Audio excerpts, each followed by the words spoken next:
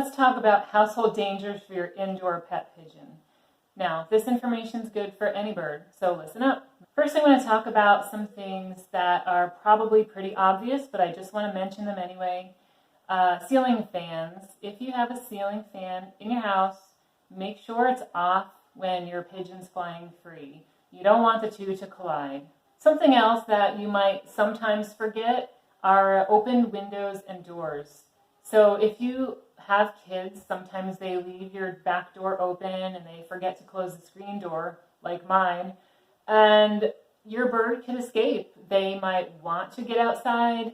They might accidentally find themselves outside.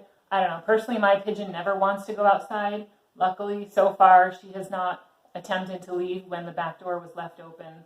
Something else that comes up for birds are large mirrors. Sometimes they just think it's another room and they go head first into it and then smack their little heads and fall to the ground.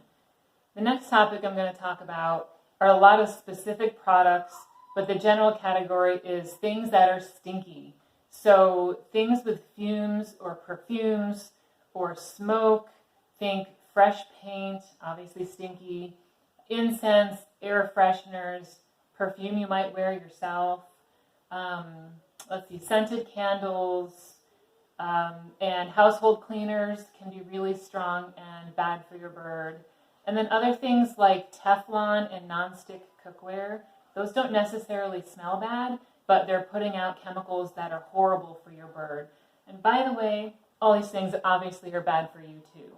Some household plants can be poisonous for your pet. Make sure you look up what you have in your home, know if it's one of the poisonous ones or not, and if it is, make sure your pigeon can't get to it. And the last danger to your indoor pigeon are other pets like cats or dogs that you may have.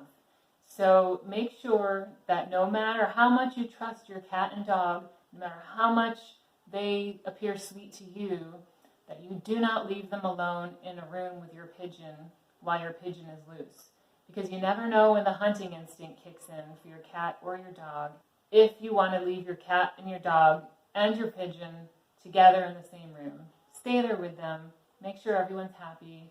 Another thing to think about is even if your pigeon is in a cage or a crate, make sure that your kitty's little paws can't fit through the bars and attack your pigeon or your bird when you're not looking.